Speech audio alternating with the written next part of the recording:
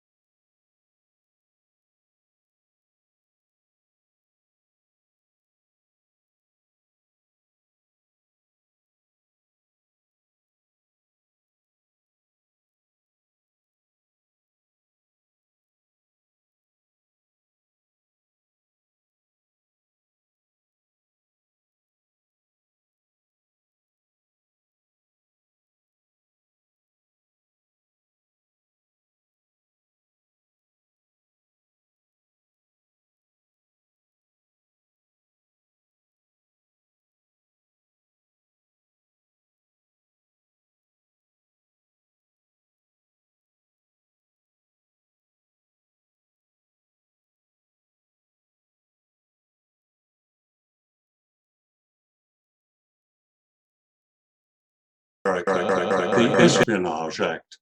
The Espionage Act was hurriedly passed by Congress in 1917, near the end of the First World War, as America entered it, to deal with dissent, to deal with anti-war dissent. And there was a lot of dissent during the First World War in the United States against joining Europe.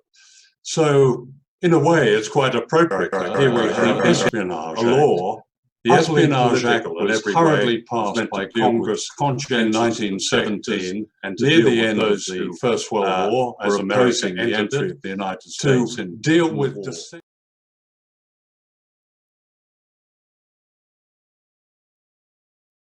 His only crime against joining Europe.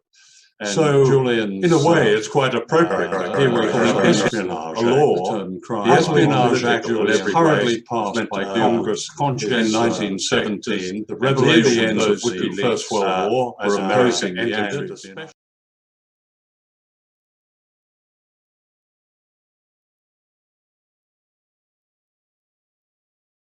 Crime against joining in. So, in a way, it's quite appropriate. Here we have espionage law. American Espionage Act was hurriedly passed by Congress in 1917, near the end of the First World War, as America entered it. Atrocity that was committed by the Apache helicopter was not uncommon in Vietnam, but we didn't have the kind of evidence in. So, in a way, it's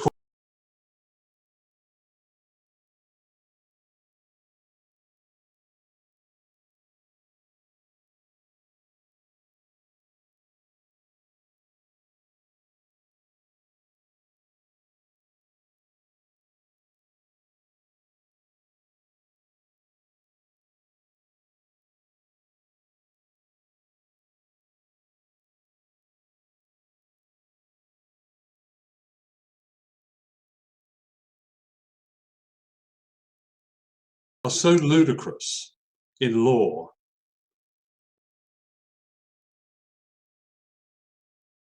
No doubt we'll discuss that in this panel, just the charade of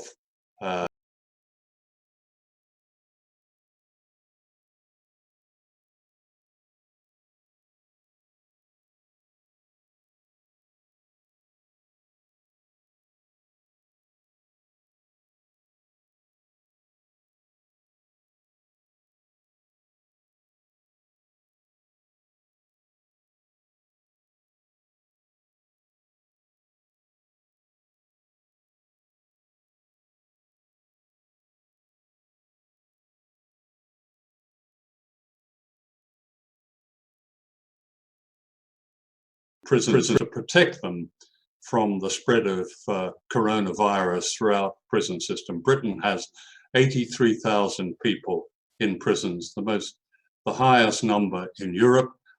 Many of them are in dense and unsanitary conditions. As I understand that Julian is back in solitary confinement, prisons to protect them. Ironically, now to protect him from this virus, but even if he goes into the video 83,000 people in those rare meetings, the highest number of his lawyers, the video room, many of them are itself is dangerous, dense and unsanitary because other prisoners have been there, and there is evidence, as I understand that Julian is back in solitary confinement.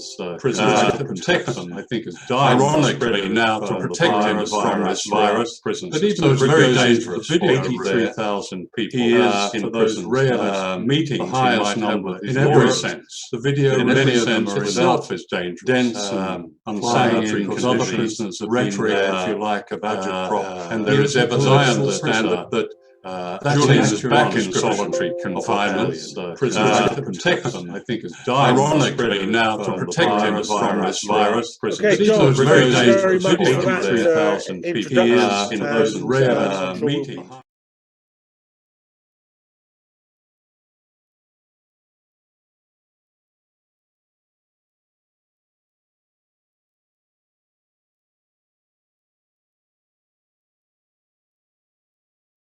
I think is ironically now to protect him from this virus. Okay, George, thank you very much.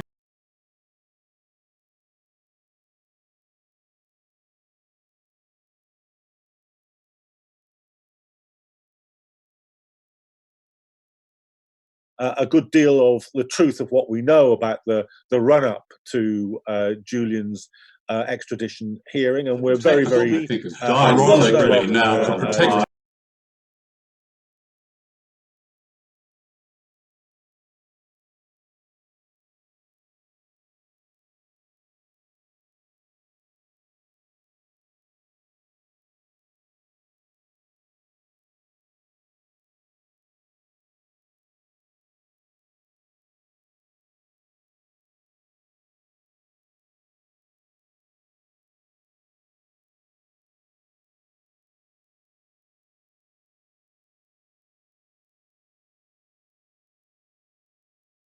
Very same documents WikiLeaks has published since 2009, and I have been able to do this completely safely. I was never put in prison, I was never questioned, and so I feel the urgency to speak out and to use my safe position as a professional journalist to tell people how absurd and completely unacceptable this double standard, where I'm completely safe, and so are all of the media partners, some dozens of journalists from the New York Times to the Japanese newspapers, completely safe, completely happy. We got scoops, we publish gorgeous journalism thanks to Julian Assange, thanks to Chelsea Manning. Now we have been completely safe, and they are in prison. Chelsea tried to commit suicide 3 times. Julian has spent 10 years confined, and then now he's in a high security prison. He can die any moment if he gets infected by coronavirus. So I feel a professional and ethical duty to speak out and to use my safe position to tell people how completely unacceptable is this situation, and how we have to take the strict and act before it is too late. In 2015, when Julian had already spent 5 years confined, 3 of them in the embassy without even an hour outdoor, we give an hour outdoor to some of the worst mafia people who killed children. Julian had never had an hour outdoors in 7 years inside the embassy. So in 2015, I realized that no journalists had tried to get the documents about this case, to try to investigate this case using factual documentation. So it was at that point that I basically decided to start my Freedom of Information Act investigation. And just because I wanted to get the facts, I want something factual to try to understand what was going on. And Italian prosecutors had basically told me why there is such a paralysis in this criminal investigation in Sweden. And I said, there is such paralysis because the Swedish prosecutor don't want to go to London to question him. And this is stopping everything, is creating this paralysis. And he said, you should try to discover why they don't want to go there, because we travel the world to question very dangerous people, mafia bosses and so on. We travel to Brazil, everywhere. So why they cannot travel to London to question him? So it was at that point that I decided to file my Freedom of Information request in Sweden. And initially, Sweden was really collaborative. And that was my strategy. My strategy was, if I can get any information from Sweden, which is an open jurisdiction when it comes to freedom of information, I can use whatever I get from Sweden as a picklock to get information from other jurisdictions which are less effective, less open when it comes to freedom of information. And it worked.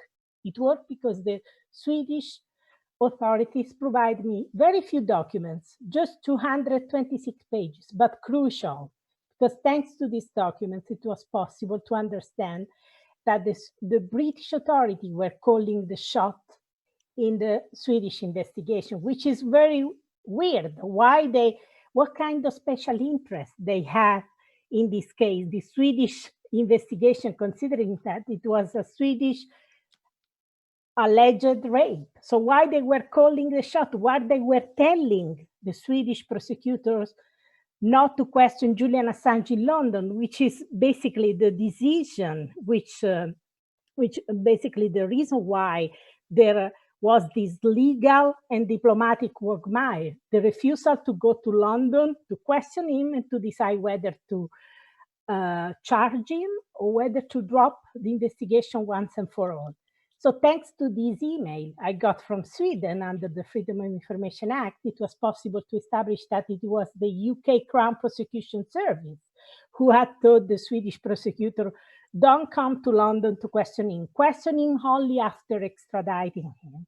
And thanks to these documents, it was possible to establish that back in 2013, even the Swedish prosecutor started to questioning the UK strategy of not questioning Julian Assange in London, but just extraditing him to Sweden.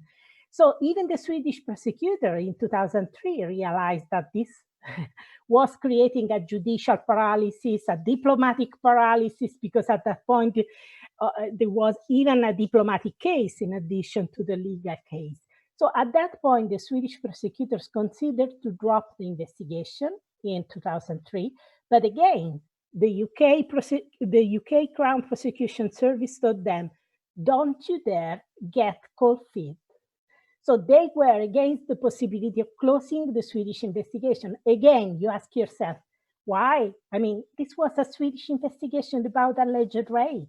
So what kind of interest the UK authorities at the Crown Prosecution Service had in keeping this investigation going on in a completely paralyzed situation? So the Swedish documents were absolutely crucial. But then when I tried to go to the Crown Prosecution Service and ask for the complete correspondence, for the full correspondence with their Swedish counterpart, they refused to provide any document. So at that point, I have to sue them, getting lawyers, and we went to the tribunal. At that point, a few weeks before going to the tribunal, appearing before a tribunal, they started releasing me some documents highly redacted, but these documents were really important. Why? Because thanks to these documents, my lawyers and I discovered that they had destroyed crucial emails about the case, because they were telling us, we did provide you all the documents we have, and we discovered gaps. So for example, there were no emails about the week Julian had basically took refuge in the embassy. It was impossible that during that week, the Swedish prosecutor and the UK Crown Prosecution Service had not communicated. There were no emails about the week Julian Assange had obtained asylum. Again, it was impossible that in that week they had no communicated. There were no emails about the week Julian had. Can you hear me? All is well, the audio? Yes, it's fine. Yes. Okay. So basically, thanks to these gaps, we discovered, my lawyers and I asked the UK Crown Prosecution Service, could you please explain why there are these crucial gaps in your correspondence? And it was at that point that they said, we don't know, we destroyed the documents. And we say, why you destroyed the documents? These are crucial documents about a criminal case which is still ongoing, is highly controversial, is high profile. Why did you destroy the documents? To this day, we are still fighting to discover why they destroyed the documents. No authority, no UK authority has asked a kind of inspection or investigation on the destruction of crucial emails. And I'm still fighting in the UK, in Sweden, in US, and Australia to get the full documentation. You have to realize that the UK Crown Prosecution Service is basically the very same agency in charge of the US extradition request. And they have this story this story of destroyed documents, telling the Swedish prosecutors not to question him in London. So it's very suspicious the way they have behaved in this case. And now they are in charge of the UK extradition request. And before the tribunal, during my freedom of information litigation, they openly said that they will treat this extradition like an extradition of a mafia killer or a drug dealer or whatever. This is completely unacceptable. You cannot treat a journalist who's exposed war crimes, who exposed torture, who exposed serious human rights violation as you are extraditing a drug dealer or a mafia killer. You cannot accept this. For me, it is completely unacceptable. And so I'm still fighting to get all documentation. I have 7 lawyers fighting in 4 jurisdictions, 7 lawyers working for very little. And I'm tremendously grateful to them for this work because I want to get the facts. As a journalist, I need to get the facts and I don't want to give up. I want to use my safe position as a journalist to get Julian out of Belmarsh, to get him free and able to expose war crimes, and to get free and safe all the WikiLeaks journalists, because I feel this duty. Stefania, thank you very much for that. And that brings me now to our final speaker. He was the ABC news chief in the Middle East. He's written for Newsweek. He's written for The Observer. He's been a very strong supporter of Julian Assange. So it's a great pleasure to welcome Charles Glass. He's on the line from Italy. Charles, I hope you're safe, and please do tell us your view on the political situation as it affects this case. Well, I think one thing, maybe it is appropriate to be in Italy at the time of COVID-19 during this ordeal for Julian. I read a piece recently in Consortium News by Ray McGovern, former intelligence agent, American intelligence agent, who's now in something called the Veteran Intelligence Professionals for Sanity, who asked a very pertinent question. If WikiLeaks were running at full speed, as it was before Julian was confined because of the Swedish charges, wouldn't a lot of those whistleblowers have felt safe to bring their information to WikiLeaks about COVID-19 in the very early stages to alert the public about what was really happening, and to push aside all of the disinformation that was coming out that caused the long delays in governments dealing with this problem? WikiLeaks was the safe locker for whistleblowers who wanted to bring to the attention of the public serious wrongs in the world, but without risking imprisonment themselves or loss of livelihood themselves. Remember that not many places are safe depositories. Remember back in 1983, when a British civil servant, Sarah Tisdall, knew that the British government was concealing the fact that the United States was going to deploy cruise missiles on British soil. Now, the Russians knew about this. Their spies knew about this. It wasn't a secret in the intelligence community. But the British public didn't know that its landscape was going to be used in this way with the attendant risks to British safety. But it was a matter of public concern, whether you were for it or against it. So she, as a conscientious civil servant, tried to bring it to the attention of her superiors who pushed it aside. So she took it to The Guardian. And The Guardian published the information, quite rightly. But when the government demanded the papers that she had provided it from The Guardian turned it over. She ended up in prison. So people don't feel safe with The Guardian or with the New York Times. WikiLeaks was the safe place to go. Now its work is being constricted because its personnel are working most of the time to try and save Julian's life, to try and prevent either his dying of COVID-19 in Belmarsh prison or being sent to the United States and spending the rest of his life, 175 years under the Espionage Act charges, the rest of his life in a federal maximum security prison with people like El Chapo, the drug king, and mass murderers, serial killers, in solitary confinement for the rest of his life, where he would probably die long before his natural life ran out.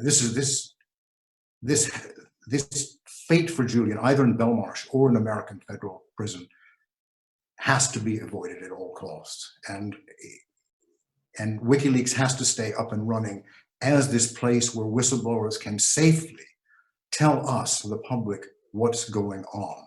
And I think one of the terrible tragedies of this whole case has been the perversion of the British justice system in order to get one man. Stefania has brought out these documents which show clearly that this prosecution of Julian is political. He's not a criminal, that it was responding to American wishes, as it always does, but that it was willing to pervert the entire course of justice. The very week that Justice Barretzer sentenced Julian to 50 weeks for bail evasion, a man who had murdered someone and was on remand and had jumped bail was given 3 months. Now, how is it that an alleged murderer gets less time than a man who has not committed any crime? The whole thing reeks to high heaven, and the sooner it's dealt with, the sooner that Julian is released, the sooner that the British stop perverting their own justice system in order to please the US, the sooner all these things happen, the better. And the better for us journalists, because Julian is taking the hit for us. As Stefania said, newspapers around the world published the WikiLeaks documents, the New York Times, El País, The Guardian, et al. But they're not being charged because these are big, powerful institutions. So the one who will take the hit was the man who provided them with the documents that gave them their scoops, that gave them their journalism prizes, that gave them their headlines. And a lot of them are not coming to his defense, which is, I think, disgraceful. In any case, I'm rambling on, but that's it for the moment.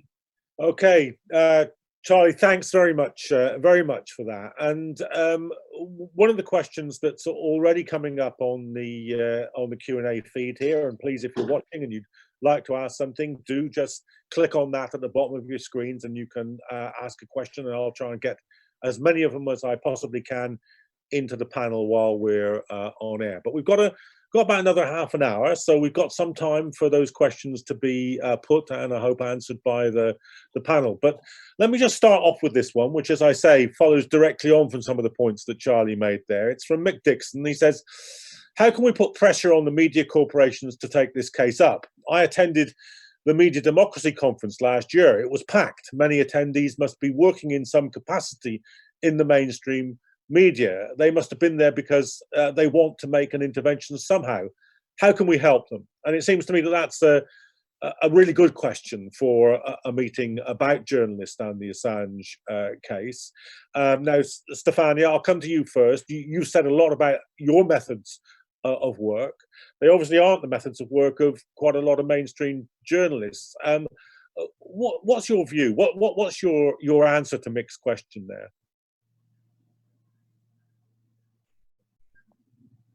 Stefania, we just need to... Okay.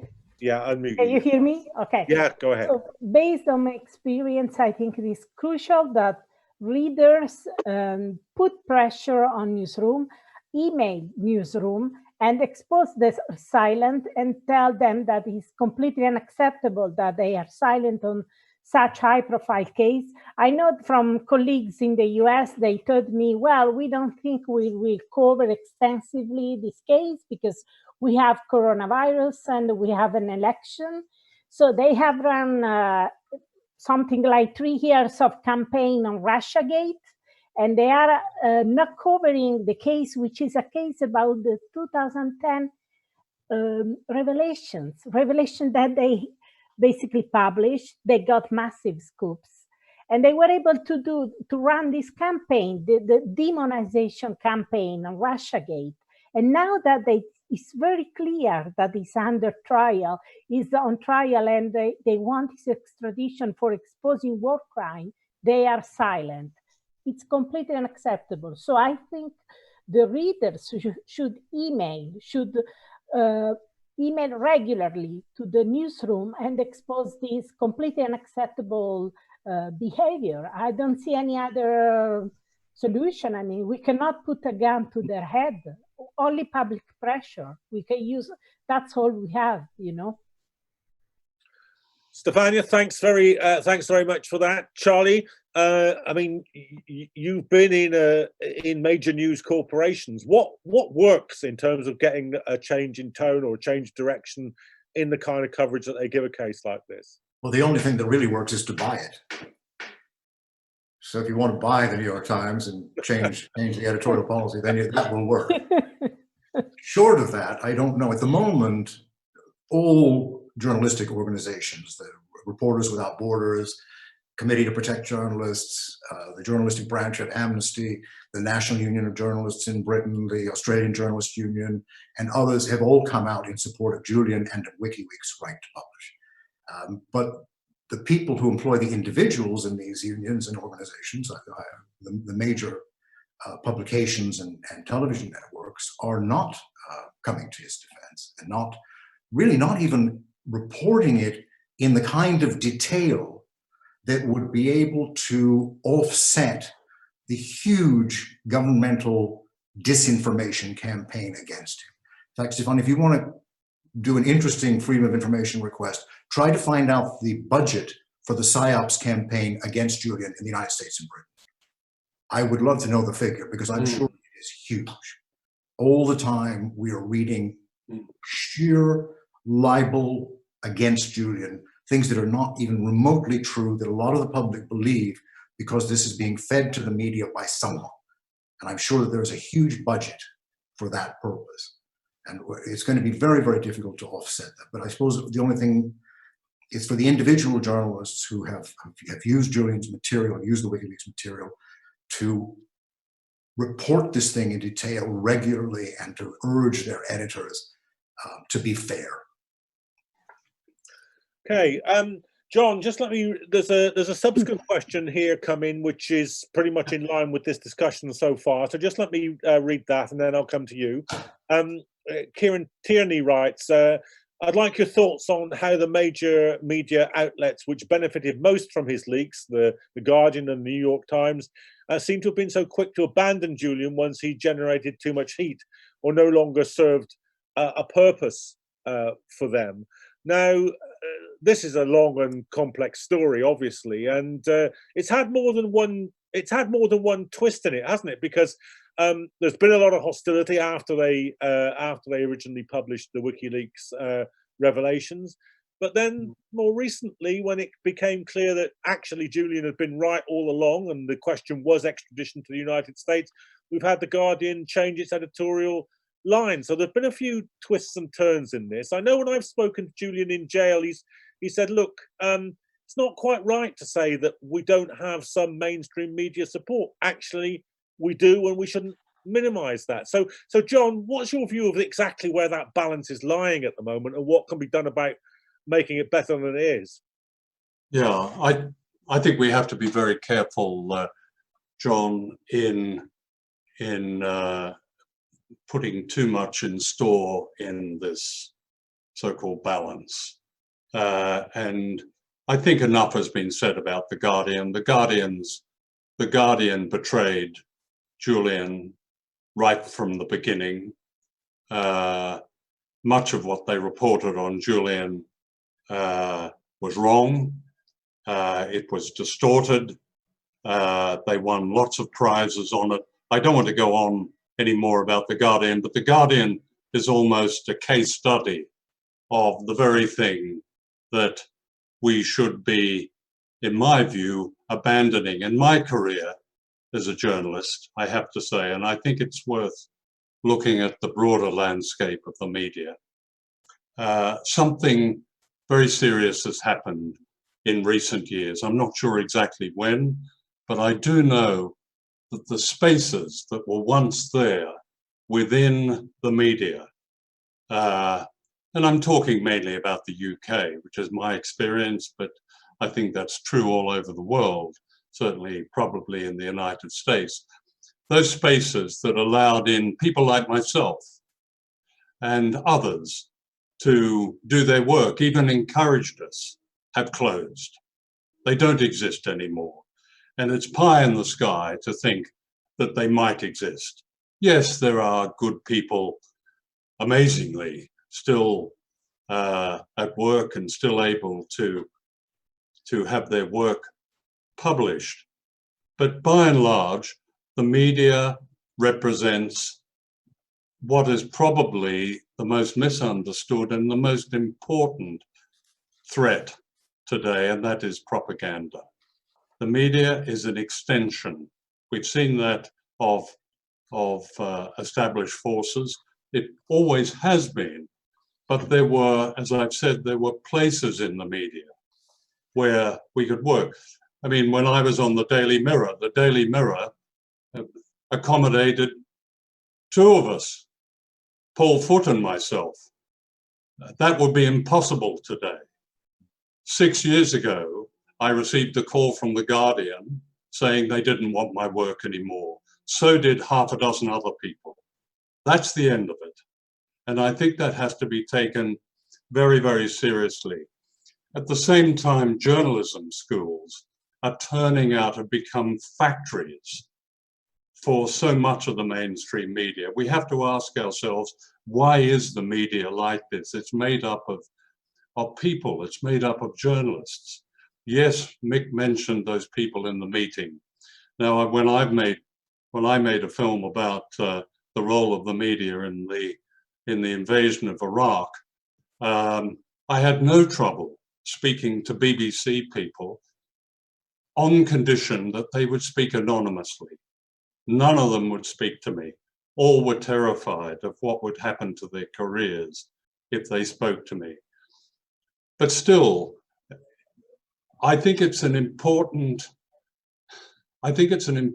campaign as part of understanding, first of all, of freeing Julian, but also bringing some kind of freedom back to the dissemination of information, of understanding in so-called democratic societies, that there is a movement of journalists within media organizations. I think many of them are susceptible to understanding what Julian represents. Now it's actually very, very clear cut. Julian, as Charlie described so well, is on his way to the most terrible life, or the end of his life, in the United States because he was a journalist. And I believe that a lot of the hostility in the mainstream media is that Julian and WikiLeaks, by example, shame so much of journalism. WikiLeaks did what journalists should have been doing for a very long time.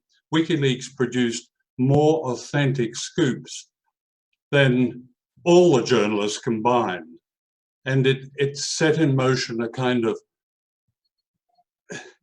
it was almost as if Julian and WikiLeaks was revealing what the media had become, this closed shop, this agency of power instead of an agency of people. And that's something I think we really have.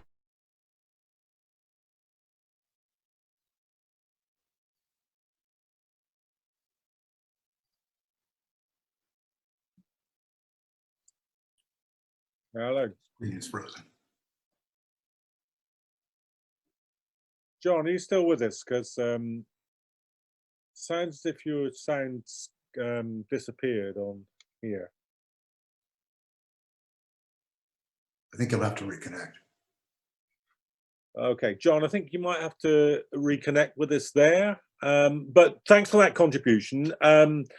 And I think it did address some of those questions. I see Mick Dixon's replied on the question and answer thing, saying John is so right here. So at least the questioner thought that you'd got that answer right. I'd like to just let you know that there's about 1,700 people following this on Twitter and hundreds more on Zoom and on Facebook. So I'm glad to see that the message is getting out to a wide audience. Some of the people following us now are saying that they'd like to talk a little bit more about the immediate situation. Of course, as for the rest of politics, the coronavirus has altered the debate. Here in Britain, there's a very extensive debate has blown up about the way in which the government is treating prisoners altogether during this crisis. And I have to say that rather like the government's whole response to the crisis, its response to the plight of prisoners has been particularly bad. It's been promising for weeks now to release at least some prisoners in order to lessen the chance of infection in prisons. Prisons, of course, as Julian's QC Ed Fitzgerald said when they made a bail application for him, are petri dishes for the spread of the coronavirus. The government has been promising to release large numbers of low-risk prisoners. It hasn't even done that. The numbers are still in double figures, as I understand, not the 4,000 that the government talked about, let alone the 15,000 that various prison reform charities and indeed the Prison Governors Association are saying are necessary. So I'd just like to get perhaps to go back to Charles Glass, just to have your view about this. We're all speaking from lockdown, of course, and you mentioned Julian's condition. Do you think that there's now a kind of, if you like, a shorter route or a more pressing question of Julian's release, at least on bail, because of this crisis? Well, clearly because of this crisis, he shouldn't be there at all. I mean, I'm as an old libertarian and a former prison visitor, I'm against people being put in prison for victimless crimes in any case. Julian, there are no victims to Julian's alleged crimes. He doesn't belong there. That's first. Most of the people in the prison are there for drugs-related offenses. They don't belong there. You shouldn't be in prison for taking drugs. You should be either at home taking your drugs or on a rehabilitation program, but you're not a criminal. So if you were to deal fairly in the justice system, you wouldn't have an overcrowded prison. You wouldn't have the highest prison population in Europe. But these are fundamental questions that should have been addressed long before this crisis, in which case there probably wouldn't be such a crisis in the prison system.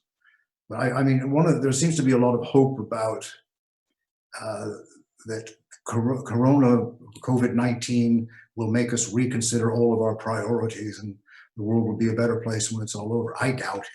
I think it'll go on pretty much the same way. I mean, if the First World War, when tens of millions of people died basically for nothing, didn't change anything, I don't think this will change anything either. Although I would like to think that it would.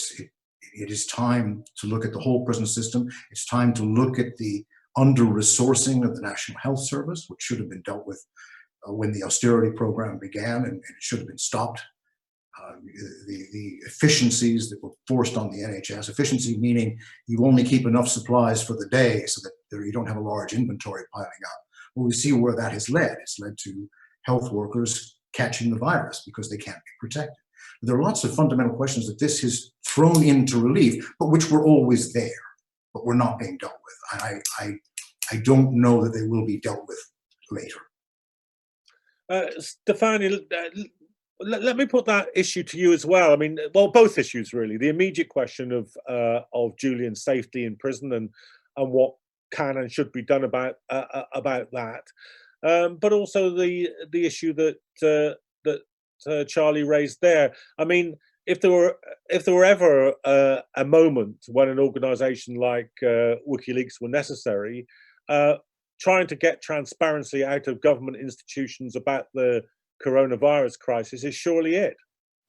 Absolutely. I mean, and first of all, you have to realize that I feel the urgency to speak out about the situation precisely because of this coronavirus crisis, because I see an imminent risk, Julian Assange, because we know how bad the prison, he was not getting proper treatment even before. You can imagine now that there is such massive crisis and resources are very limited, and there is no chance to know what is really going on. If you try to file a freedom of information request in these days, it's highly problematic because they are busy with all sorts of people, all sorts of matters. So it's a real black hole. And in this black hole, they can do whatever they want.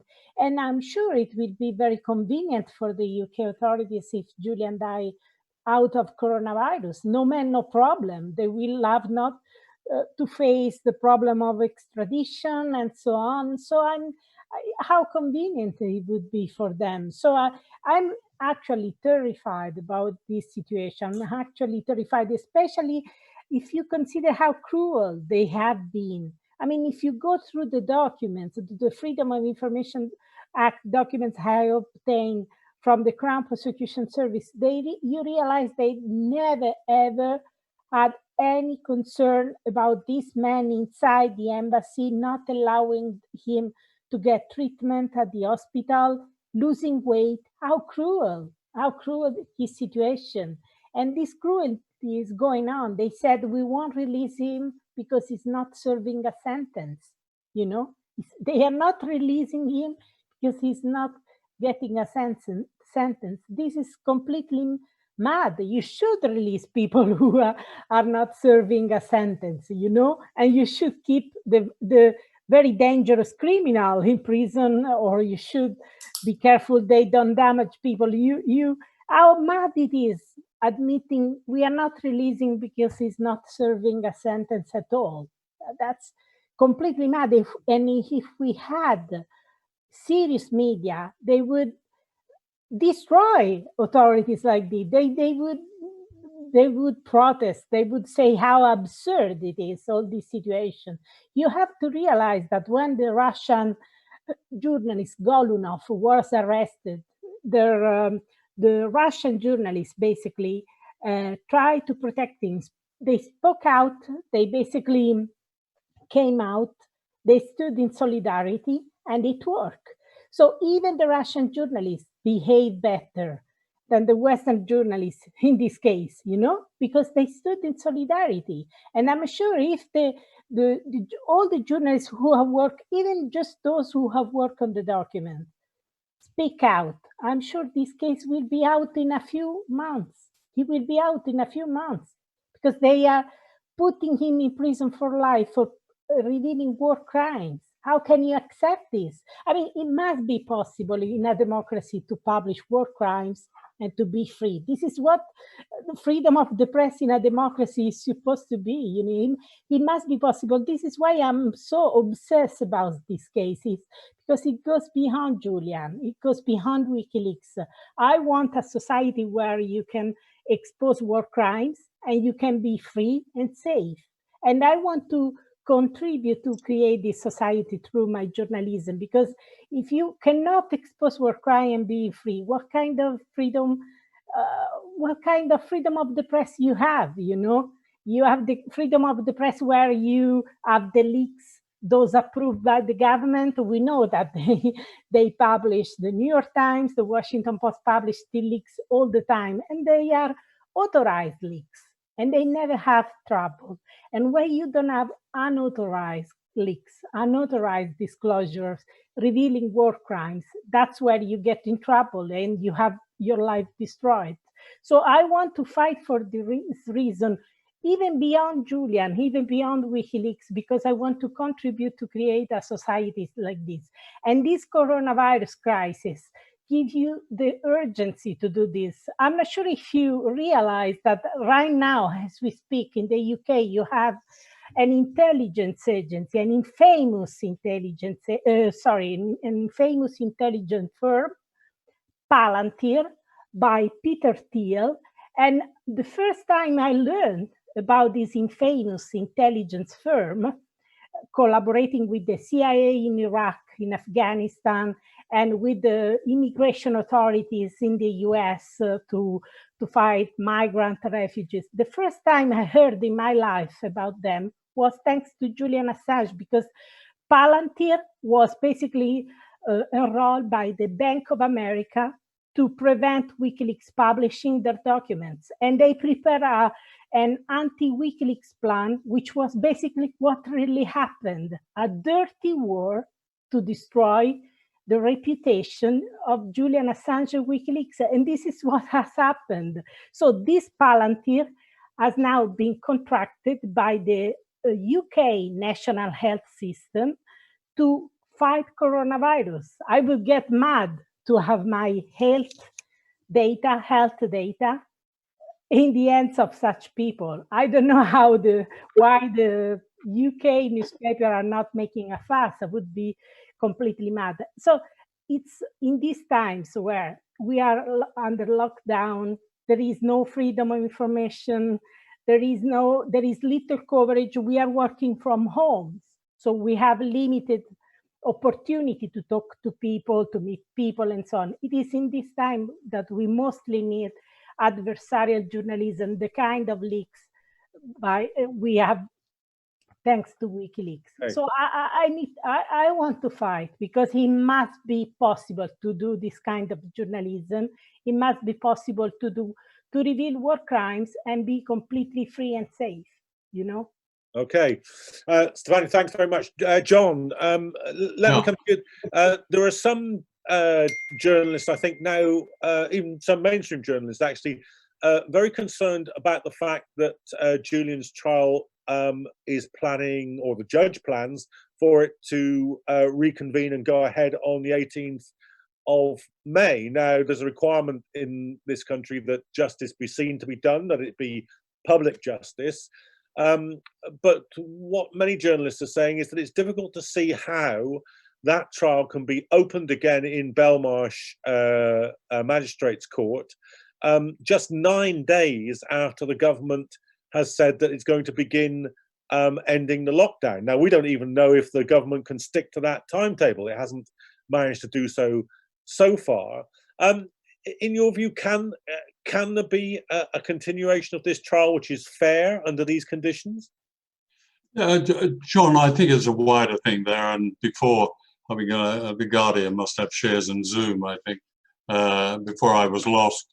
But it's about journalism, and I accept that those two mainstream journalists you're probably quoting out of all the thousands that have remained silent during Julian's ordeal might be raising this question. But we're talking here about journalism. There should be, journalism is often rather romantically called a fourth estate. There should be a fifth estate now. It's no point, the idea that we should be somehow joining up with a mainstream media, which is closed as far as Julian's case, if anything proves that the mainstream, so-called misnamed mainstream media is now closed to being a true media, it's Julian's case. There has to be a movement of journalists, and they can be journalists, as I think Nick's question brought up, about journalists in particular who are prepared to go to public meetings, who are prepared to show their faces. But journalists have to speak up. That, in my view, that should be the message from this meeting. All journalists, wherever they are, for whom they're working, they need now to speak up, because the whole thing is so rotten. This what you've just raised about the court case starting 9 days later. Well, we both know that it's almost impossible for Julian's lawyers to have proper discussions with him. He doesn't have he's not given the facility, the time. For months he wasn't given the time. Even on the way to the court in late February, he was carrying court documents. They were taken from him. The whole thing is a farce. And it's only journalists acting as journalists playing what is basically a traditional role. What that journalists right from the beginning, when they were agents of people, not power, that has to be returned to that. But the old fourth estate should be abandoned, and there has to be a different movement of journalists. around the Julian Assange case. That's incredibly important because it's so urgent. But also it affects them, as I think you pointed out at the beginning. It affects all of them. If they're allowed to put Julian away, they can put anyone away. The intimidation is such that, and I can't remember who of us raised this question. I think it may have been Stefania, but all the questions raised about this coronavirus, the way it's been treated by, stand up in front of lecterns which have written on it, protect the NHS, when they've spent decades, they and their cronies, destroying the NHS. You know, how much of this do we take? How much of this do journalists take without speaking out, without investigating it? Hancock talking about personal protective equipment, one lie after the other. The same with Michael Gove talking about testing per month, one lie after the other. Now, why hasn't there been the kind of journalism that have held these people to account during this coronavirus crisis? I would suggest a lot of it has to do with their own fear that what has happened to Julian, even if it's subliminal, what has happened to Julian might happen to them. That has to end. Journalists are either going to be real journalists or not at all. That's a terribly important thing, and it should be said to young journalists, those who come into the craft even with an idealism, and they still do, that it has to change. Because without journalism, people don't have a voice, and that's what's been lost here. Okay, thanks very much. Thanks very much, John. And there's a number of questions, as you would expect, saying what can we do, how can we campaign? So just before I come back to the three panelists for a final round of questions, we've been going for an hour now. I just want to say this, campaigning always makes a difference. So if you don't follow the Don't Extradite Assange Twitter feed or Facebook page or Instagram or YouTube, please do. That always helps. We always need money to campaign. If you can make a donation, please do, and please participate as fully as you possibly can in any of our activities. When we get back on the streets, please join us there. But in the meantime, do share this. The last time we did a broadcast like this, it was seen by some 80,000 people in the 24 hours after we made it. That's pretty much coming up on the Guardian's daily sale at the moment. So don't lose faith in the ability of social media to play a role here. So that'll be the last word you hear from me, apart from to say goodbye to you all. Thanks for watching. As I say, there are thousands of people watching this broadcast. But just to wrap it up, I want to go back to the panelists and ask them this. We've talked a lot about Julian's plight, and it's certainly a serious one. But the question I want to ask you now is, what will be the condition of journalism if the American government is successful in extraditing Julian Assange and is successful in prosecuting him? What would that mean for the practice of journalism? Charles Glass, let me come to you first about that. Well, I think more than the practice of journalism, it'll be the safety of people like Chelsea Manning or Sarah Tisdale or Clive Ponting, if you remember, or Daniel Ellsberg, the people who bring information to journalists, either directly or through WikiLeaks. Where will they go? Whom can they trust when they see the man that was protecting them and bringing their information to the public, seeing him behind bars for the rest of his life, and not even defended by his colleagues in much of the media? I think that'll be a bigger problem. Much of journalism today, in any case, if you pick up a newspaper or watch a broadcast, 75% of it is about fashion and actors and the Kardashians.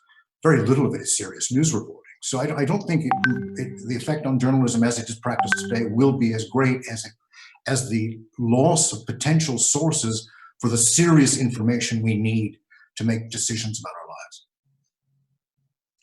Stefania, just give me a brief summary answer about where you think journalism will be if we don't win this. To be honest, I think it will be devastating, because it will set a devastating precedent where you cannot expose war crimes, neither as a source like Chelsea Manning, and nor as a journalist, because don't forget, you can do journalism, great journalism, if you have great sources who take huge risks, but also great publishers. If you don't have good journalists like Julian, like WikiLeaks, who have the guts to publish this information, you can have the fantastic source you want. The information will not come out in the way it should be. So if they can destroy Julian, if they can destroy journalists like Sarah Harrison, let's not forget her name, who flew Hong Kong to help one of the biggest journalists of all sources of all times, Edward Snowden. If we not can have this, well, why to do journalism if you cannot expose war crimes and torture safely? I mean, what's the purpose of journalism? John, last word from you. Well, I don't think it makes any difference whatsoever. I think journalism has changed. It's been silenced. It's been silenced from within.